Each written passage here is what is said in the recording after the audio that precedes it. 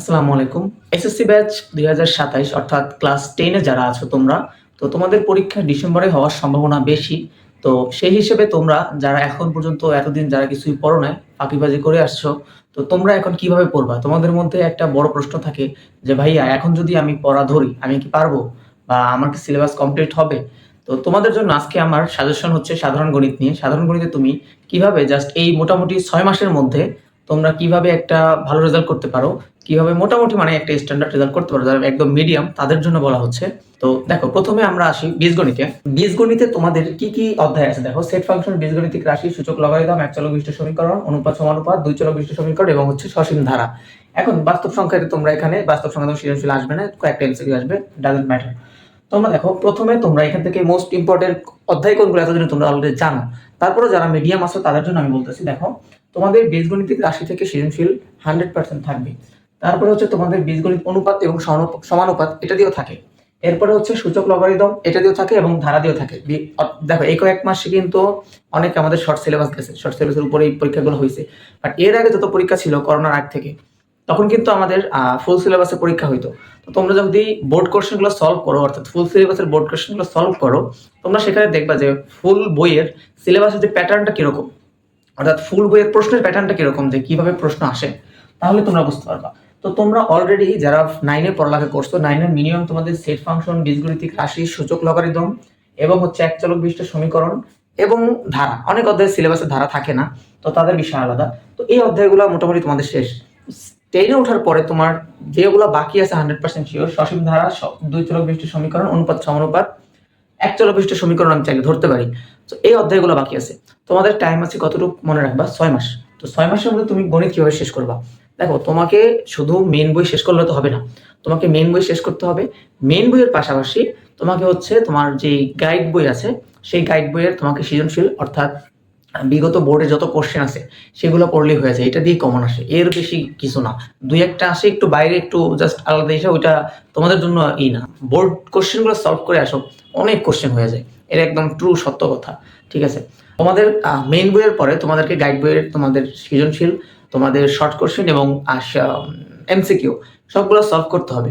তো এই সবগুলো সলভ করতে তোমার অনেক টাইমের ব্যাপার। তুমি যদি এই বই করতে করতেই তুমি ডিসেম্বর পার করে ফেলাও, তোমার পরীক্ষা চলে আসবে, তো তুমি তখন আর পারবে না। সো এই জন্য তুমি এখন এই 6 মাসের মধ্যে ভাইয়া যে আমি আবার শুরু করে কি করবে, দেখো, তুমি যদি সেট ফাংশন ফার্স্টে ধরো, সেট ফাংশন তোমার কয়েকদিনের মধ্যে শেষ হয়ে যাওয়ার কথা, মিনিমাম 2 দিন। মিনিমাম 2 দিন, বইয়ের অঙ্ক 2 দিন লাগেও না। অনেস্ট যদি বলি, সেট ফাংশন করতে 2 দিন লাগে না, একদিনে এনাফ। বাট তারপর ওকে, ঠিক আছে। এরপরে ধরে নিলাম তুমি সূচক, লগারিদম করলা। সূচক, লগারিদম করতে কদিন লাগে? 2 থেকে 3 দিন, হাইয়েস্ট 2 থেকে 3 দিন। এর বেশি সূচক, লগারিদম লাগেই না, লাগেই না। ইউটিউবে হাজার হাজার ওয়ান শট ক্লাস আছে, তুমি দেখতে পারো। ওয়ান শট ক্লাস ছাড়াও এগুলো খুবই ইজি একটা অধ্যায়। তারপরে তুমি ওয়ান শট ক্লাস দেখো ইউটিউবের, ওয়ান শট দেখলেই এনাফ এগুলোর জন্য। তারপরে দেখো, তোমার হচ্ছে সসীম ধারা। এটা হচ্ছে আরেকটা সহজ অধ্যায়। তুমি যদি বলো ভাই এই কয়েকটা মধ্যে আমাকে সহজ অধ্যায় বলে দেন, আমি বলবো যে এটা, এটা এবং এটা সবচেয়ে সবচেয়ে সহজ অধ্যায়।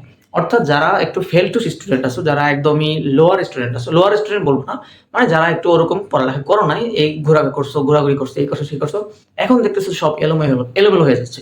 তো তোমরা কি করবা? তো তোমরা বীজগণিতের এই 3টা অধ্যায়, সেট ফাংশন, সূচক, লগারিদম এবং সসীম ধারা, এই 3টা ফার্স্টে শেষ করবা। এই 3টা শেষ করতে মিনিমাম তোমাদের 15 দিন লাগার কথা। আমি 15 দিন দিচ্ছি, 15 দিন লাগে না, বিলিভ মি, 15 দিন লাগেই না। তারপরও আমি ধরে নিলাম তুমি এই 3টা করলা 15 দিনের মধ্যে। এরপরে তুমি বীজগণিতিক রাশি, অনুপাত সমানুপাত এবং এক চলক বিশিষ্ট সমীকরণ, এই 3টা করবা। এখন এই 3টা একটু বড় অধ্যায়। এক চলো, এই অনুপাত সমানুপাত আমার ওরকম কোনো সূত্র নাই, মুখস্থ করার সূত্র নাই, কিছু নিয়ম আছে, ওটা অঙ্কের অন্যান্য অঙ্কের নিয়মের মধ্যে ওগুলো আছে। ঠিক আছে, সমীকরণের এই একান্তর গুণ, এই সেই হাবি যাবে। এরপরে দেখো, তোমরা বাকি রইল কোনটা? এই এক চলক বিশিষ্ট সমীকরণ এবং হচ্ছে দুই চলক বিশিষ্ট সমীকরণ। এখন এই যে অধ্যায়গুলোর কথা বললাম আমরা, এগুলো একটু বড় অধ্যায় এবং বড় অধ্যায় বলতে এগুলো হচ্ছে অন্যান্য অধ্যায় থেকে একটু ডিফিকাল্ট, হ্যাঁ, একটু সিমিলার ডিফিকাল্ট। বাট ওই রকম ভয়ের কিছু নাই যে তুমি পারবে না, এটা সাধারণ গণিত, তো তোমার ভয়ের কিছু নাই। তুমি এই অধ্যায়গুলো থেকে তোমাকে স্কিপ করলে চলবে না। মেইন বইয়ের অঙ্ক কয়টা করো তুমি, ইউটিউবে অনেক ওয়ান শট আছে, ওগুলো দেখো, অথবা ফুল ক্লাসও দেখতে পারো। তোমাদের কাছে এখন হিউজ টাইম আছে। এখন তোমার যদি মনে হয় ভাই কিছুই হয় না, এত চিন্তার কিছু নাই, হিউজ টাইম আছে। তো তুমি এক চলক বিশিষ্ট সমীকরণ এবং দুই চলক বিশিষ্ট সমীকরণটা শেষ করে ফেলাইলা, বীজগণিত অনুপাত সমানুপাতটা শেষ করে ফেলাইলা। এটার এই বীজগণিত অনুপাত সমানুপাত হচ্ছে তোমার 11 নম্বর অধ্যায়। তো 11 নম্বর অধ্যায় তোমার 11:1টা খুব সহজ, কিন্তু 11:2টা অনেকের কাছে একটু কঠিন লাগে। কঠিন লাগলে ওইটা একটু সময় নিয়ে তোমাকে করতে হবে, তুমি তো বাদ দিতে পারবা না। দেখো, তো আমি এখন ধরে নিলাম তোমাকে এই সকল বীজগণিত টোটাল 1টা 2টা 3টা 4টা 5টা 6টা 7টা অধ্যায়, 7টা অধ্যায় আজকের হচ্ছে মে মাসের 8 তারিখ। তো মে মাসের 30 তারিখের মধ্যে তোমার 7টা অধ্যায় কমপ্লিট করা কোনো ব্যাপারই না, বিশেষ করে মেইন বইয়ের অধ্যায়গুলো। আমি কিন্তু সৃজনশীল ওগুলোর কথা বলতেছি না, জাস্ট মেইন বইয়ের অঙ্কের কথা বলতেছি। তো এগুলো কিন্তু করা কোনো ব্যাপার না এই কয়েকদিনের মধ্যে। আজকে তো 8 তারিখ হচ্ছে, মিনিমাম 20-22-23 দিন আছে। তো কি ভাইয়া বীজগণিতের জন্য 20-22-23 দিন দিলেন? মনে করো হ্যাঁ, 20-22-23 দিন দিলে একটু বেশি হয়ে যায় না? তো 20-22-23 দিন দিলাম না, মিনিমাম 15 থেকে 17-18 দিন দিলাম। এই 18 দিন যদি তুমি প্রতিদিন অঙ্ক করতে বসো, তোমার এই 20 দিন লাগে, মানে এইগুলো লাগে না টোটাল। তো মনে করো আমি 20 দিন দিলাম, 20 দিন দিলাম, তোমার বাকি রইল পরিসংখ্যানটা। পরিসংখ্যান তোমরা পারো, এই বিষয়ে কোনো কনফিউশন নাই, আমি জানি। পরিসংখ্যান তোমরা 9-এ করে আসছো অলরেডি, তো তোমাদের কাছে পরিসংখ্যান এখন পানি ভাত। পরিসংখ্যান তোমরা করো, অত তোমাদের এগুলো পারা অঙ্কই। বাট যারা একদমই করো নাই, ফাঁকিবাজি করছো বা করছো 9-এ আর পড়ো নাই, ভুলে গেছো, তাদের জন্য রিভিশন দিতে 20 দিন লাগার কথাও না। তারপর আমি ধরে নিলাম এগুলো এবং বীজগণিত মিললে তোমাদের হচ্ছে 20 দিন ধরে নিলাম, মিনিমাম 20 থেকে 22 দিন, অর্থাৎ এই মে মাসটা ধরো এটা নিয়ে। এরপরে তোমাদের কোন অধ্যায় আছে? এরপরে তোমাদের হচ্ছে জ্যামিতি এবং হচ্ছে পরিমিতি। ওকে, দেখো পরিমিতি অংশে তোমাদের আছে পরিমিতি, ত্রিকোণমিতি, দূরত্ব, উচ্চতা। তো এই 3টা অধ্যায় আছে তোমাদের পরিমিতি অংশে। এখন পরিমিতি এবং দূরত্ব উচ্চতা খুবই সহজ একটা অধ্যায়, 2টা অধ্যায়। দেখো পরিমিতি, এর মধ্যে দূরত্ব উচ্চতা খুব সহজ। সাইন কস টেন 3টা মান জানলে তুমি পুরো এই দূরত্ব উচ্চতা অধ্যায় সবগুলো করতে পারবে। সাইন কস টেন 3টা মান জানলে একদম সহজ। এটা করতে মিনিমাম 1 থেকে 1.5 দিন লাগার কথা। তোমাদের অন্যান্য সাবজেক্ট পড়বা, সেই টাইম নিয়ে এটার কথা বলছি। তো এইটা গেল একদিন। এরপর আছে তোমাদের কি পরিমিতি। এখন পরিমিতিতে তোমাদের 4টা অনুশীলনী আছে, 16:1 2 3 4। এই 4টা অনুশীলনী তোমাদের করতেই হবে, বাদ দিতে পারবে না। ভাইয়া কেন আপনি পরিমিতির কথা বারবার বলতেছেন? দেখো তোমরা অনেকেই আছে ত্রিকোণমিতি বোঝো না, কেউ আছে বোঝো, বাট বাংলাদেশের বেশিরভাগ স্টুডেন্ট ত্রিকোণমিতি কম বোঝে। কেন? এটা ইংলিশের ভাইয়া পেশাপেশি বুঝি না, সাইন কস টেন আমি আঙুলে ফেলাই। ওকে ফাইন, তুমি পরিমিতি এবং দূরত্ব উচ্চতা পড়ো, ভালো করে পড়ো। এইটাতে তুমি একটা 100% দাও, এমনভাবে পড়ো যে 100% দিতে পারো। তোমার 16:4 অধ্যায়টা আছে, ওইটা দিয়ে একটা প্রশ্ন মিনিমাম থাকে। তারপরে তোমাদের 16:1 অধ্যায়টা আছে, যেটা ত্রিভুজের অধ্যায়টা, ওইটা দিয়ে তোমাদের মিনিমাম প্রশ্ন থাকে। এরপরে 16:2 ওইটা মোটামুটি থাকে। বৃত্ত দিয়ে একটু নর্মালি কম থাকে। তো 16:1 2 তো সবগুলোই তোমার পড়তে হবে। 16:4 বৃত্তের অংশটা তো 3 বৃত্তের অংশটা খুবই সহজ, আর 16:4ও খুবই সহজ বলা যায়। আর ওই 1 এবং 2 একটু অনেক কাছে কঠিন লাগে, সূত্রগুলো একটু বেশি দেখা, বাট কষ্ট হইলে তোমাকে করতে হবে। তোমার কাছে এখন হিউজ টাইম আছে। তোমরা মনে করতে পারো যে ভাইয়া টাইম তো নাই, আর কেমনে করবো? দেখো ভাইয়া অনেক টাইম আছে।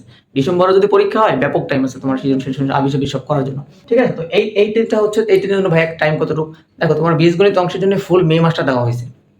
ফুল মে মাসটা তুমি বীজগণিতটা করবা মেইন বইয়ের।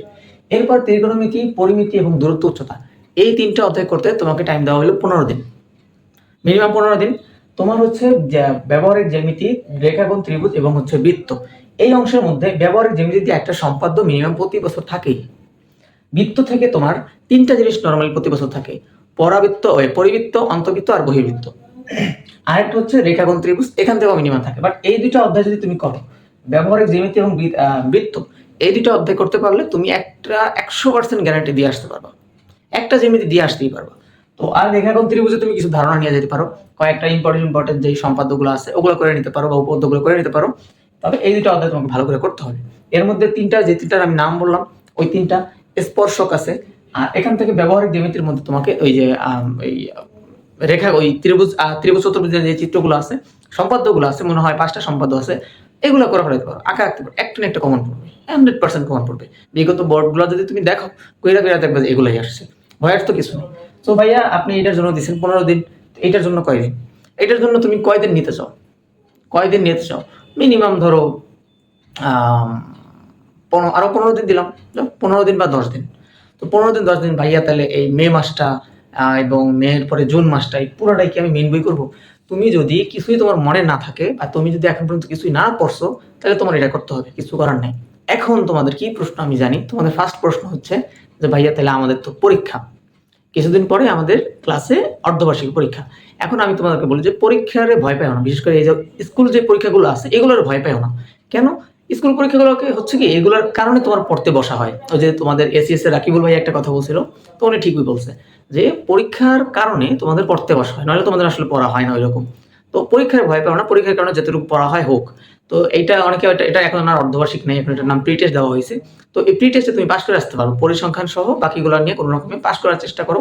বাট খুব বেশি এটা নিয়ে প্যারা নিও না তোমরা, এইটা নিয়ে থাকো, কারণ প্রি টেস্ট আর 1 মাস আছে মাত্র। যদি বলো যে ভাই প্রি টেস্টের সাজেশনটা দেন, প্রি টেস্টের সাজেশন আমি আরেকটা ইয়েতে দিব। আর তুমি যদি এসএসসি টার্গেটেড নিয়ে কাজ করতে চাও তাহলে আজকে আমি যেটা বলছি সেটা করবা। অর্থাৎ ফুল মে মাসটা তুমি বীজগণিত সব শেষ করবা এবং এই বাকি যে 6টা অধ্যায় আছে এইটাতে তুমি পুরো জুন মাসে শেষ করবা। জুন মাস লাগে না ভাইয়া, মিনিমাম 15 দিন লাগে। তাও আমি তোমাদের জন্য বললাম যে ফুল জুন মাসে তুমি এই পুরো বইটা টোটালি শেষ করবা, ঠিক আছে? আচ্ছা ভাইয়া, জুন মাসে পুরো বই এবং আমি সব শেষ করলাম, এরপরে আমি কি করব? এরপরে তুমি হচ্ছে তোমার যে গাইড আছে, গাইড বইয়ের তুমি প্রত্যেকটা অধ্যায়ের দিবা। তোমার হচ্ছে সিকিউ দিয়ে শুরু করবা। সিকিউ দিয়ে শুরু করার পরে সিকিউটা যখন তোমার সিকিউর বোর্ডগুলো করো, আপাতত বোর্ড এবং মাস্টার ট্রেনার এই কয়টা অঙ্ক করো, বোর্ডের সিকিউ গুলো এবং হচ্ছে মাস্টার ট্রেনার সিকিউ গুলা। এইটা যখন তোমার শেষ হয়ে যাবে তখন তুমি সংক্ষিপ্ত ধরবা। সংক্ষিপ্ত শেষে ওই অধ্যায়ে তুমি এমসিকিউ ধরবো। অনেকে আছে যে না ভাইয়া আমি যদি সবগুলার সিকিউ শেষ করি এরপর আবার সবগুলার এসকিউ ধরবো, শর্ট কোশ্চেন, এরপর আমি সবগুলার হচ্ছে এমসিকিউ ধরবো। এই কাজ করো না। কারণটা হচ্ছে তুমি যদি এইগুলো করতে যাও ভাই, একটা অধ্যায়ে অনেকগুলো সিকিউ থাকে, সব শেষ করতে গেলে তোমার হচ্ছে অনেক টাইম চলে যাবে, তখন তুমি বাকিগুলো ভুলে যাবা। তো এই জন্য আমার উপদেশ হচ্ছে যে তুমি এই আগে সিকিউ গুলো ধরবা একটা অধ্যায়, এরপরে তুমি শর্ট কোশ্চেন ধরো, এরপরে তুমি এমসিকিউ ধরো। যদিও সময় বেশি লাগে তারপরে তুমি করো। এইটা করে এটার ফলাফলটা তুমি পাবা। তো ভাই এই সমস্ত অধ্যায়ের এগুলো মিনিমাম কয়টা অধ্যায়, 14, 12, 13টার মতো অধ্যায়। দেখো আমি এখানে অনেকগুলো অধ্যায় কিন্তু বাদ দিছি, হ্যাঁ, ক্ষেত্র সম্পর্কিত উপপাদ্য এগুলো বাদ দিছি। তো এখন ভাইয়া আমি এই যেগুলো আপনি বললেন যে সমস্ত বই আমাকে শেষ করতে এই মে মাস এবং জুন মাসের মধ্যে বইয়ের সকল অঙ্ক শেষ করতে, এরপরে আমাকে বলছেন আপনি গাইড ধরতে। তো গাইডের যে সিকিউ, এমসিকিউ এবং শর্ট কোশ্চেন সেটা আমি প্রতিটা অধ্যায় প্রতি কতদিন করে নিব? তো আমি যদি তোমাদের বলি যে সবচেয়ে ভালোভাবে একটা গাইডের সিকিউ, এমসিকিউ এবং শর্ট কোশ্চেন করতে বেশি সময় লাগার কথা না। বাট যেহেতু আমরা মিড লেভেলের যারা আছো, যারা এত পড়ালেখা করছো বা এতদিন করো না ঠিক মতো, এখন সিরিয়াস হচ্ছ, তাদের জন্য তোমরা মিনিমাম 7 দিন টাইম নাও একটা অধ্যায়ের জন্য। যদি সে কোন একটা অধ্যায় 7 দিনের আগে শেষ হয়ে যায়, তুমি নেক্সট অধ্যায়ে যাবা। তো একটা অধ্যায়ের জন্য অ্যাভারেজে 7 দিন রাখবা। এখন তোমাদের আমি যেই কটা অধ্যায় দিচ্ছি এর মধ্যে অনেকগুলো কয়েকটা অধ্যায় বাদ দিয়ে মিনিমাম 14টা অধ্যায় রাখছি। এই 14টা অধ্যায় 7 দিন করে যদি ধরো, তুমি 7 কত আসে? 98। তো এই 98 দিনে তোমার মিনিমাম কয় মাস আসে? 3 মাস। তো 3 মাস হইলে তোমার এখানে জুন শেষ, জুলাই, আগস্ট, সেপ্টেম্বর, তো অক্টোবর, নভেম্বর, ডিসেম্বর, বাকি যে তোমার ডিসেম্বরের শেষের দিকে পরীক্ষা, বাকি প্রায় 3 মাস আছে। এই 3 মাসের মধ্যে তুমি তোমার সাপ্লিমেন্ট, টেস্ট পেপার এগুলো রিভাইজ দিতে পারো। এখন অনেকে জানি খেপে যাবে, ভাইয়া এটা কোনো সাজেশন দিলেন? দেখো ভাইয়া, তোমার যদি মিনিমাম লেভেলের রেজাল্ট করতে হয় এটা করতে হবে। তুমি একসাথে সব খাইতে গেলে পারবে না। তুমি হয়তো তোমার 3 মাসের আগেই শেষ হয়ে যেতে পারে এগুলো, আমার সম্ভাবনাও বেশি শেষ হয়ে যাবে। রেগুলার যদি তুমি অঙ্ক করো, রেগুলার যদি বাসায় তুমি অঙ্ক করো, অন্যান্য সাবজেক্টের পাশাপাশি কোনো প্রতিটা অধ্যায় মিনিমাম তুমি প্রতিদিন সকালের জন্য বা বিকালের জন্য বা রাতের জন্য প্রতিদিন ধরবা। দুনিয়া উল্টে গেলে তুমি তোমার অঙ্কটা রাখবা, ঠিক আছে? যে অঙ্ক আর ইংলিশে পাস করতে পারো সে বাকি দিতে পাস করবা ইনশাআল্লাহ, সায়েন্সের ব্যাপারে। তো তোমরা এই অঙ্কের জন্য মিনিমাম 2 ঘন্টা থেকে 2.5 ঘন্টা, সর্বোচ্চ 3 ঘন্টা যে যতক্ষণ রাখো, বাট মিনিমাম 2 ঘন্টার নিচে যাবা না। 2 ঘন্টা করে প্রতিদিন অঙ্ক করতে পারো, তোমার এগুলো শেষ হয়ে যাওয়ার কথা। 3 মাসের আগে আমি ধরে রাখছি তুমি শেষ করতে পারবা। এরপরে তুমি তোমাদের যেই সাপ্লিমেন্ট বের হবে বা টেস্ট পেপার বের হবে ওগুলোতে নিজে নিজে টেস্ট দিবা। এবং আরেকটা কাজ করবা, প্রতিটা অধ্যায়ের যখন তুমি মেন বই শেষে সিকিউ, এমসিকিউ এবং শর্ট কোশ্চেন শেষ করবা, করার পরে ওই অধ্যায়ের শেষে একটা তোমাদেরকে টেস্ট পেপার দেয়, ওই টেস্ট পেপারটা সলভ করবা। ভাইয়া এই কাজটা করো তোমরা, এটা করলে অনেক সুবিধা আছে। প্রতিটা অধ্যায়ের এই কাজটা করতে গেলে তোমার মূলত তুমি ঘড়ি নিবা, কলম খাতা সব নিবা এবং টাইম নিয়ে বসবা যে আমার একটা পরীক্ষা, নর্মালি আমি পরীক্ষা হলে দিয়ে 3 ঘন্টা, এখানেও আমি 3 ঘন্টা টাইম নিয়ে বসলাম। বাসায় সবাই বলে রাখবা, আব্বু আম্মু দেখো আমি পরীক্ষাতে ডিস্টার্ব করবো না, ডাকবা না। তুমি যদি তারা দিনে ডিস্টার্ব করে বাসার ফ্যামিলির লোকরা, তুমি রাতে বসবা, রাতে 3 ঘন্টা টাইম নিয়ে বসে এই পরীক্ষাটা দিবা।